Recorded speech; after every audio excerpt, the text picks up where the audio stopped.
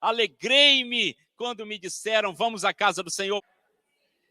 Esta expressão é muito cara, é muito preciosa, é muito importante, é muito significativa. Um convite para ir à casa do Senhor. Como é bom estarmos aqui no templo, presencialmente, o corpo de Cristo, a igreja reunida para o culto coletivo, o culto público ao Senhor. Porém, deixe-me contextualizar o Salmo, porque o Salmo não está falando da gente, o Salmo está falando de Israel. O Salmo está falando do povo de Israel. E casa do Senhor aqui não é este templo aqui, não. Casa do Senhor aqui era o templo de Jerusalém. A gente precisa entender que o Salmo 122, ele faz parte dos chamados Cântico dos Degraus. Dê uma olhadinha aí na sua Bíblia, se você tem aí essa anotação, desde o Salmo 120, 121, 122, 123, 124, vai até mais ou menos ali o 134, até o 134, a gente tem esses Cântico dos Degraus. Ou talvez esteja anotado assim, Cântico de Romaria, ou de Romagem, ou Cântico de Peregrinação. Está escrito isso aí na sua Bíblia? Tem essa anotaçãozinha aí? O que é que significa isso? Significa que o povo de Israel, e aqui eu quero começar a falar um pouquinho para vocês sobre o que é Israel. Israel é um país pequeno geograficamente, porque a gente pensa assim, não, Deus escolheu a terra de Israel. Aí você pensa assim, aquela terra maravilhosa, aquele país enorme, o Brasil, maior do que o Brasil, maior do que os Estados Unidos, maior do que a Rússia. É nada, irmãos. O Estado de Israel, o país de Israel, é um país pequeno. Menor, mais ou menos a metade do estado do Rio de Janeiro. Veja bem, o estado do Rio de Janeiro é um estado pequeno, não é? Comparado com São Paulo, Minas, Bahia, Amazonas, Goiás, é um estado pequeno. Mas quando você compara o estado do Rio com Israel, cabe 2 Israéis dentro do estado do Rio. Então é um estado pequeno.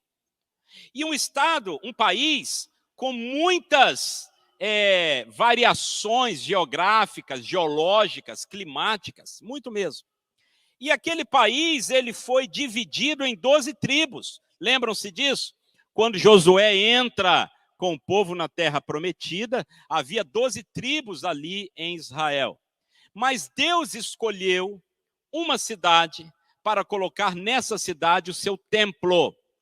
Deus escolheu a cidade de... Qual é a cidade? Jerusalém.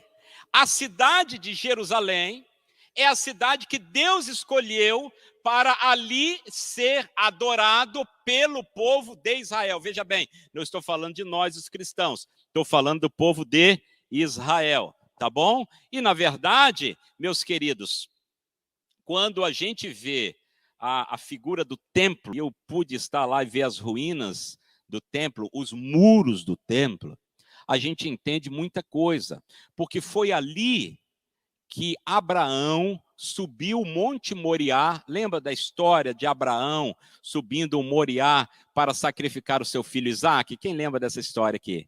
Nós vemos que ali, naquele monte, depois, onde Abraão subiu, muito tempo depois, Davi chega, conquista a cidade dos Jebuseus, a cidade de Jebus, a cidade velha, a cidade de Davi, a antiga Jerusalém, e aquilo ali depois se torna uma capital política para Israel.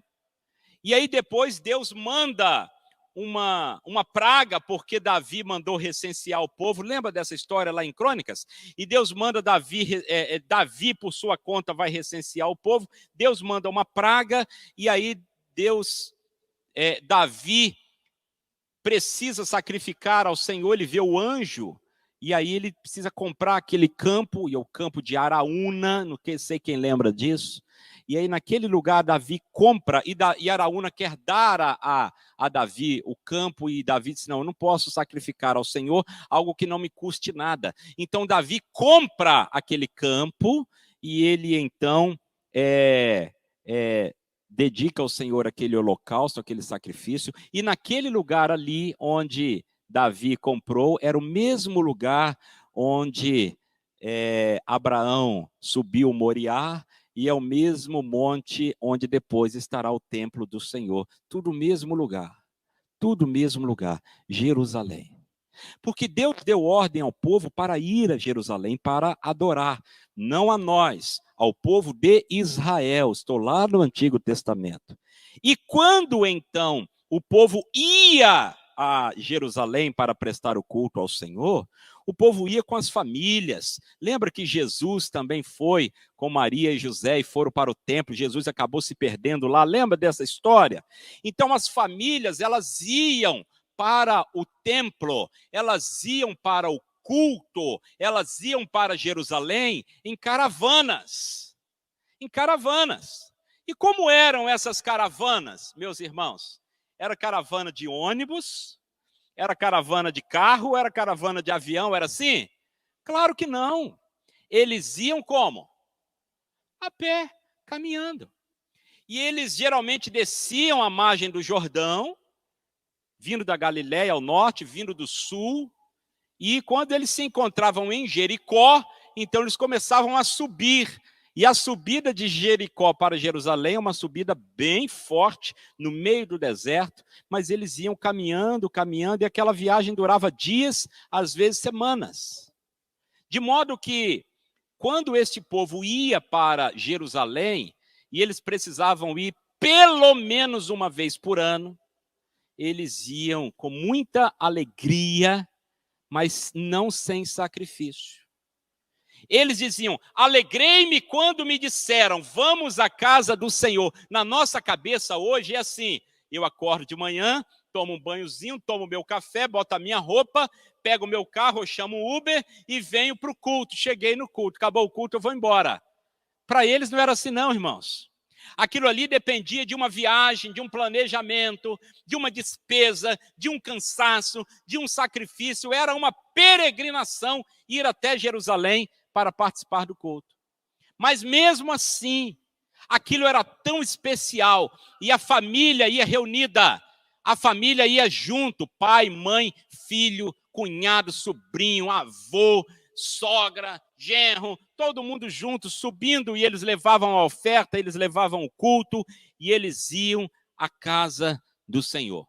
E à medida que eles iam se aproximando na subida até Jerusalém, porque Jerusalém fica bem lá no alto, à medida que eles iam se aproximando de Jerusalém, eles iam cantando estes salmos, chamado Salmo dos Degraus, ou Cânticos dos Degraus. E um dos cânticos que se cantava era esse: alegrei-me quando me disseram, vamos à casa do Senhor. Olha o verso 2. Olha o verso 2. Ó Jerusalém, ó Jerusalém. Aqui eles já estavam quase chegando. Os nossos pés estão dentro das tuas portas. Olha que coisa boa. Chegaram. Os nossos pés estão dentro das tuas portas. Jerusalém, que és construída como uma cidade bem estabelecida, para onde sobem as tribos do Senhor, como testemunho para Israel, a fim de render graças ao nome do Senhor. Preste atenção. O texto diz, para ali eles sobem. Por que sobem? Porque Jerusalém está no alto. A cidade de Jerusalém está no alto. Então, as tribos de Judá, as 12 tribos de Israel, melhor dizendo, as tribos de Israel subiam para Jerusalém para prestar culto. E diz o seguinte, Jerusalém, que és construída como uma cidade bem estabelecida. É interessante que a cidade de Jerusalém, ela é edificada no alto, no local que tinha água e que tinha terra fértil. Essas três coisas são muito interessantes para a gente pensar. Porque onde que uma cidade precisava estar? Para você, antigamente, né, para você estabelecer uma cidade, como que as cidades surgiam? As cidades surgiam no lugar que tinha água, porque se não tivesse água, não tinha como morar ali. No lugar que tinha terra para cultivar, para ter alimento, e no local alto, para ter segurança. E a cidade de Jerusalém, então, está estabelecida no alto e cercada de muros. Vocês já viram as fotos dos muros de Jerusalém. E quando o povo de Israel, então, entra em Jerusalém e vê aquela cidade forte, bem sitiada, bem situada, bem estabelecida, o verso 3 diz: Jerusalém, que és construída como uma cidade bem estabelecida, e para onde sobem as tribos, para render graças ao Senhor. Aquela cidade era uma cidade fortalecida, a cidade que Deus escolheu para ali colocar o templo de adoração ao nome do Senhor. E o verso 4 continua, ali estão, verso 5, perdão, olha aí, ali estão os tribunais de justiça, os tribunais da casa de Davi, porque, na verdade, meus amados, na cidade de Jerusalém estava a autoridade política e religiosa. Na cidade de Jerusalém estavam os tribunais, os juízes, os reis, aqueles que julgavam a causa do povo para o bem do povo. E Deus estabeleceu o seu povo, mesmo num território tão pequeno e tão geograficamente complexo, mas para que aquele povo servisse de modelo para todo o mundo, de modo que a justiça deveria prevalecer em Jerusalém. A justiça deveria prevalecer em Jerusalém. E aí no verso 6 ele diz: orai pela paz de Jerusalém. A cidade de Jerusalém foi muito perseguida, destruída, guerreada ao longo de 3.000 anos. E ainda é até hoje. E existe um sentimento antissemitista, isto é, anti-judaísta, contra Israel, contra os judeus, contra Jerusalém, contra Sião. Oi, meus amigos, tudo bem, né? Então tá bom. Movimento chamado anti-sionista, isto é, anti-Sião. Mas a Bíblia nos ensina a orar pela paz de Jerusalém e pela prosperidade de Jerusalém, para que prosperem aqueles que te amam. Verso 7 diz assim, olha aí: haja paz dentro dos teus muros e prosperidade em teus palácios.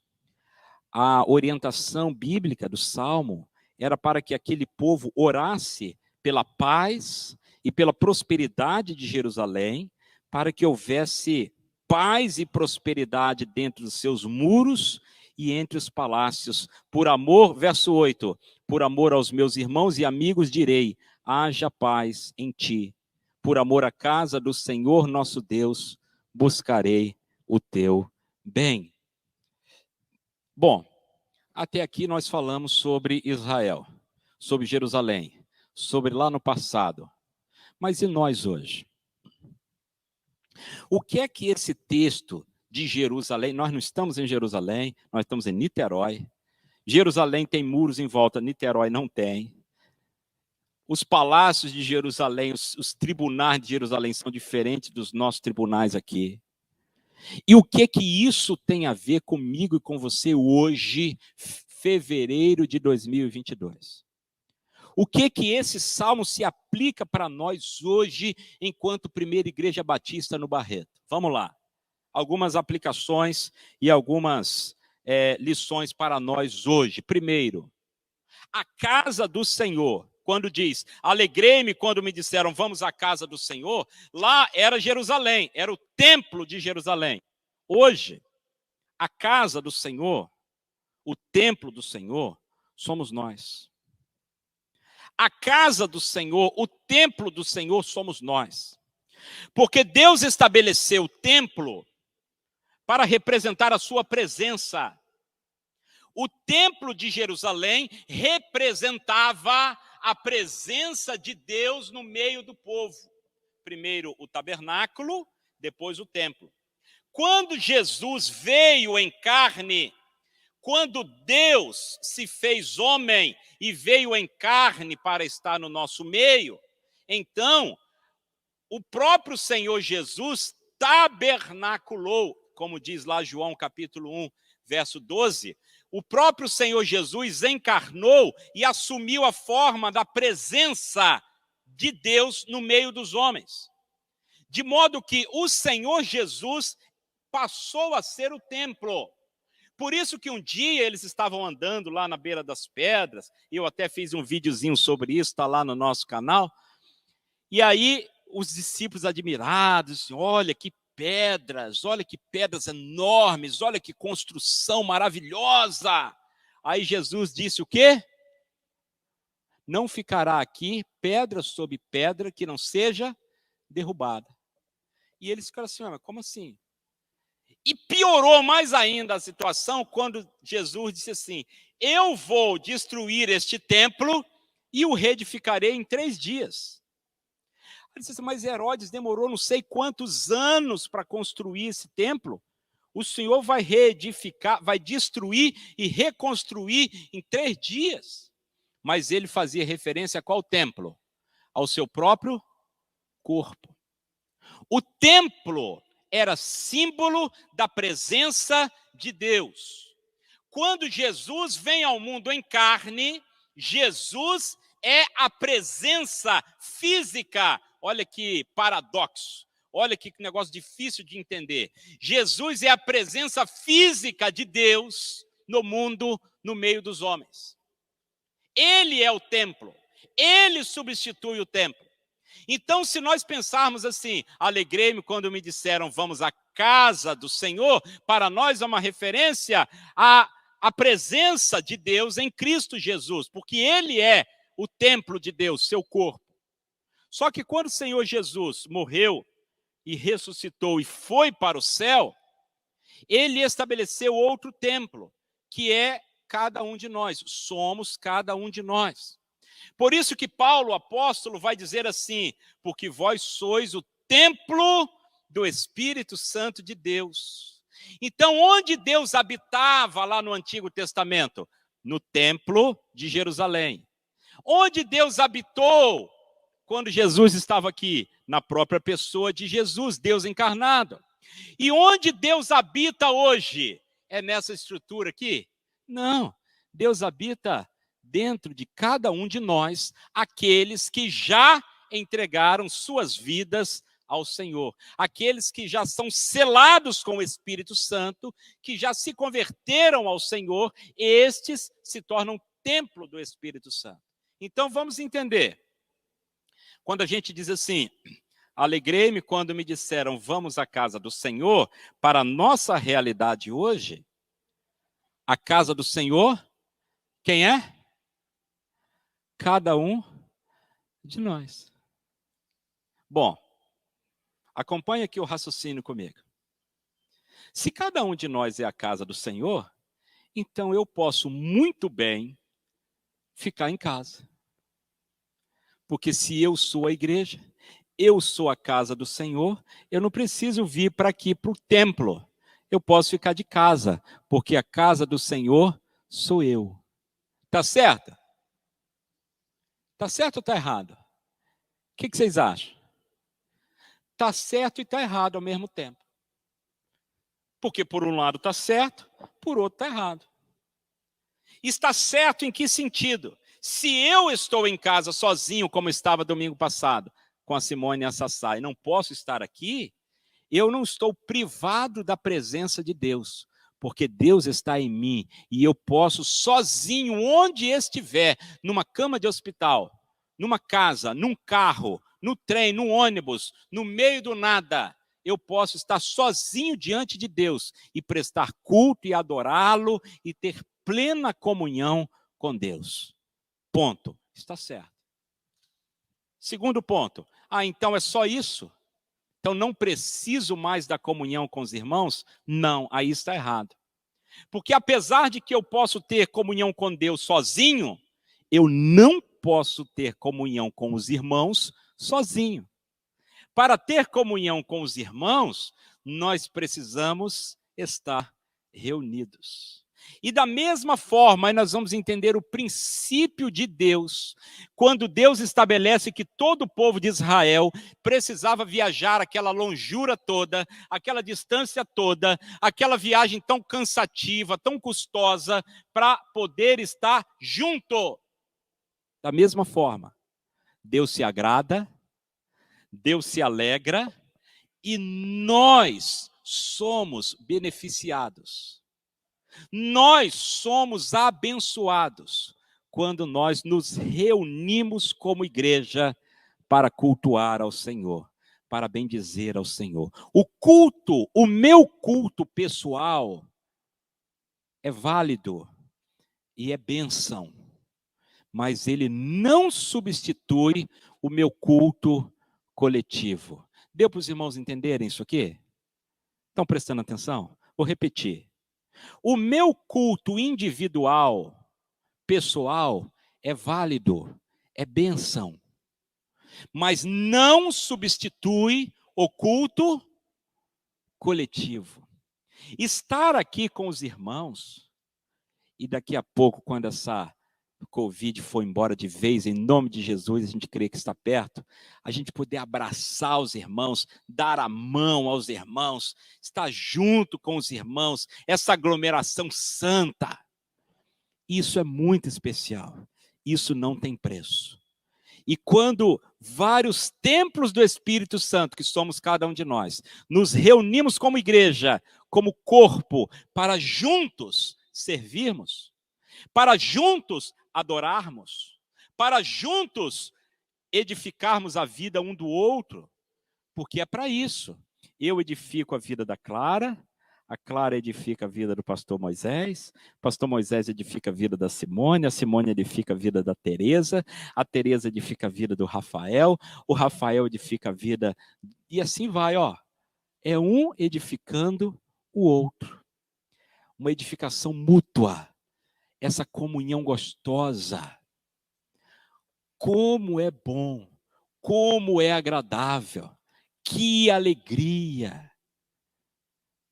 Como é especial quando nós nos reunimos como igreja para o culto coletivo. Então, não perca essa bênção. Eu já estou terminando, eu sei que você está com calor, já estou terminando. Não perca essa bênção. Preste atenção, eu estou terminando. Não perca essa bênção. Se você está com sintoma, não pode vir para o culto, não venha. Se você está com febre, com tosse, com espirro, não pode vir para o culto presencial, não venha, fique de casa. Se você está operado, se você tem idade avançada que te impede de vir, não venha, fique de casa. Mas se você pode vir, não perca esse privilégio. E às vezes a gente diz assim, não, mas sabe por que eu não vou? Porque eu zanguei com Jerônimo. Zanguei com Jerônimo. Zanguei com a Zara. Não vou mais na IBD, porque eu zanguei com a Zara. Se eu zangar com a Zara e não vier para a IBD, quem é que vai sair perdendo? Eu. Desculpa falar assim uma palavra forte, mas que burrice, né? Eu zango com a Zara, porque a Zara falou uma coisa que eu não gostei, ou porque eu sou muito sensível, e aí eu zanguei, não venho mais na IBD, o prejudicado serei eu. Ah, eu zanguei com o Jonatas, não venho mais. Zanguei com a Maria Rita, porque eu cheguei ali na recepção, e a Maria Rita veio com aquele troço assim para medir minha temperatura, aí eu zanguei, não vou mais. Irmãos, às vezes nós temos umas bobeiras, às vezes nós temos milindrezinhos, posso falar assim, de coração aberto com vocês? Umas meninices, umas coisas de criança, umas pirracinhas, né? Cadê o Filipinho mais o Nicolas? Está ali os dois. Filipinho mais o Nicolas. Aí daqui a pouco o Felipe e o Nico estão brincando, daqui a pouco zanga. Já viram que é assim? Daqui a pouco faz as pazes de novo. Aí um quer um brinquedo, o outro também quer. Aí faz pirraça. Coisa de menino. E às vezes a gente faz isso. Por causa de bobeira. E aí a gente perde o privilégio de servir ao Senhor na comunidade, na coletividade. Nada substitui o culto coletivo. Você participar de uma live, você assistir um vídeo do maior pregador do mundo, você participar do culto lá da primeira igreja batista de Dallas. Você está assistindo o culto da primeira igreja batista de Dallas, mas você não é parte daquela igreja. Você é parte aqui. Aqui. Aqui você é parte. Aqui você tem compromisso. Aqui você tem ministério. Aqui você tem trabalho. Aqui você tem responsabilidade. Aqui você serve a Deus e aos irmãos. Servimos uns aos outros. Então, não desperdice. Não desperdice, não perca esta chance, esse privilégio, essa bênção que é servir ao Senhor na coletividade. O culto na internet não substitui o culto presencial. O culto na internet é uma forma de minimizar a dor daquele que não pode vir presencialmente. E glórias a Deus pelo culto online. É uma forma de minimizar o prejuízo daquele que não pode vir presencialmente. Mas nada substitui o prazer, o calor, literalmente, de estarmos juntos aqui no presencial. Ah, mas eu zanguei. Ah, mas eu fiquei triste com o pastor. Ah, porque o pastor fala muito de não sei o que lá. Ah, porque o pastor reclama disso. Sabe que o pastor chama atenção. Irmão, não zanga com o pastor, não. Zanga comigo, não. Ore por mim, me ame, converse comigo. Ah, mas o ministro de música. Ah, mas a diaconisa Clara. Ah, mas não sei quem. Irmãos, temos tempo para isso, não. Nós precisamos valorizar o privilégio que nós temos de servir ao Senhor como corpo, como igreja. E há tanto para se fazer, há tanto trabalho a ser feito, há tanta necessidade de obreiros, de homens e mulheres que se dispõem a arregaçar as mangas e servir ao Senhor. Da mesma forma como aquele pessoal viajava dias, semanas, naquele sol quente, subindo pelo deserto da Judéia até chegar em Jerusalém. E eles diziam: alegrei-me quando me disseram, vamos à casa do Senhor. Da mesma forma, nós também nos alegramos com o privilégio que temos de estar aqui.